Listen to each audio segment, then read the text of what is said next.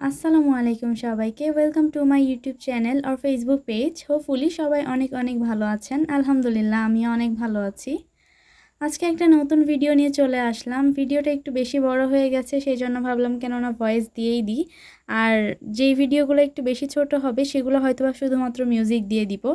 এটা বিকালবেলার একটা ভিডিও। বিকালে রেডি হচ্ছিলাম, একটা ওরিয়েন্টেশন ক্লাস ছিল ইংলিশের, সেখানে যাব। আর এদিকে আমাদের রাজশাহীতে আবার রথের মেলা হচ্ছে। আমি জানতাম না, একটা আপুর ভিডিওতে দেখেছিলাম, ভেবেছিলাম হয়তোবা সেটা আগের, কিন্তু যাওয়ার পথে দেখলাম যে না, এখনই হচ্ছে। তো রথের মেলাতেও যাব, এই জন্য ভিডিওটা অনেক বেশি ইন্টারেস্টিং হতে যাচ্ছে। সবাই কন্টিনিউ করতে থাকেন, আশা করি ভালো লাগবে।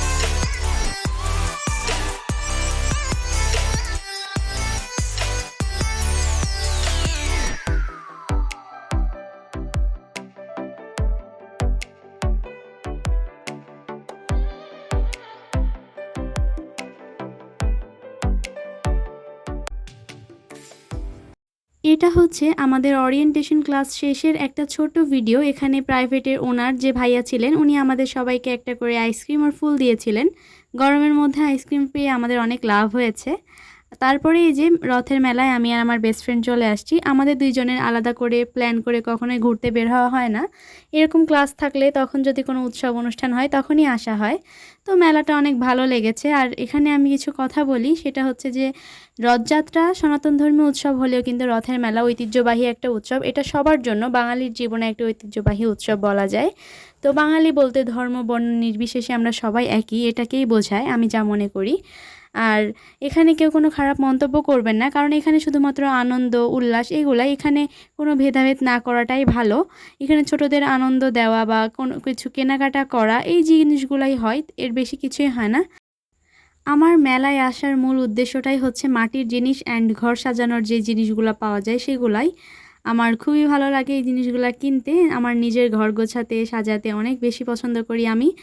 আর এখানে মাটির জিনিসের দাম অনেক বেশি ছিল, এই জন্য অনেক কিছুই চাইলেও কিনতে পারি নাই। আর অনেক ফুল টুল এগুলো কিনেছি। এখানে মাটির অনেক সুন্দর সুন্দর জিনিস ছিল, দেখতেই পাচ্ছেন। এই জিনিসগুলো এখন দেখতেই খুবই ভালো লাগে, কিনতে আর তেমন ইচ্ছা হয় না, কারণ এটা কেনারও একটা বয়স ছিল। ছোটোবেলায় অনেক বায়না করেছি, মনে আছে, কিন্তু এখন আর এগুলা কেনার ইচ্ছা তেমন হয় না। একটা সময় পরে এগুলো হয়তো বা, এখন যেই শখগুলো আছে সেগুলোও থাকবে না হয়তো বা, তখন নিজের সন্তান সংসার এগুলোর জন্যই সব কিছু হয়ে যাবে। তো আমি মনে করি সময় থাকতে শখের মূল্যায়ন করাটাও উচিত। আর এই মেলাটাই হয়তোবা একমাত্র তার ঐতিহ্য ধরে রেখেছে। প্রতি বছর এরকম রথযাত্রা বা রথের মেলাটা বসে। অন্যান্য মেলা বা অনুষ্ঠান তেমন দেখা যায় না বললেই চলে। বর্তমানে আমাদের প্রজন্মে এই জিনিসগুলো হয়ই না। পরবর্তী প্রজন্মরা হয়তোবা এই জিনিসগুলো সম্পর্কে ধারণাও পাবে না। 90 দশকের যারা আপু ভাইয়ারা আছেন তারা এগুলো অনেক বেশি এনজয় করেন, কারণ তাদের সময় জাতীয় দিবস, ঐতিহ্যবাহী দিন এইগুলা হচ্ছে অনেক বেশি মূল্যায়ন করা হতো এবং অনেক ভক্তি সহকারে পালন করা হতো। বর্তমানে ব্যস্ততা আমাদের জীবনকে এমনভাবে ঘিরে ধরেছে, এই দিনগুলো পালন করা তো দূরে থাক, স্মরণ করতেও হয়তোবা আমরা ভুলে যাই। তো যাই হোক, এগুলো দুঃখ নাই, মেলা দেখতে পেরেছি এটাই অনেক। এটা আমার প্রথমবারের মতো মেলা ছিল। আর এই যে হাতে এই ফুলটা আমি কিনেছি। সোশ্যাল মিডিয়াতে রাজশাহীর রাস্তাঘাট লাইটিংস এত বেশি ভাইরাল হয়েছে, আর আমি রাজশাহীর বাসিন্দা হয়ে যদি এগুলার ভিডিও না করি তাহলে কি হয় বলেন।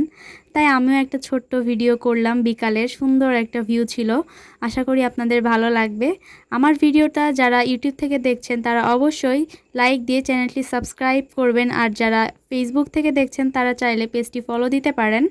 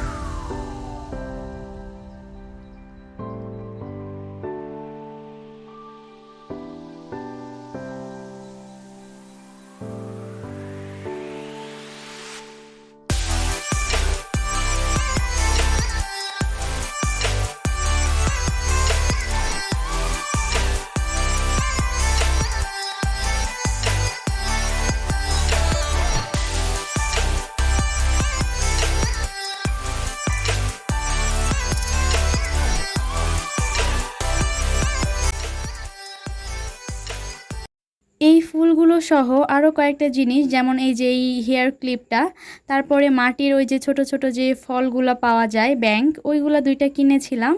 আমরা ভিডিও শেষ পর্যায়ে চলে এসেছি। পরবর্তী ভিডিও দেখার আমন্ত্রণ জানিয়ে আজকে এখানেই বিদায় নিচ্ছি। পাশে থাকার অনুরোধ রইল। সবাই অনেক ভালো থাকবেন। আসসালামু আলাইকুম।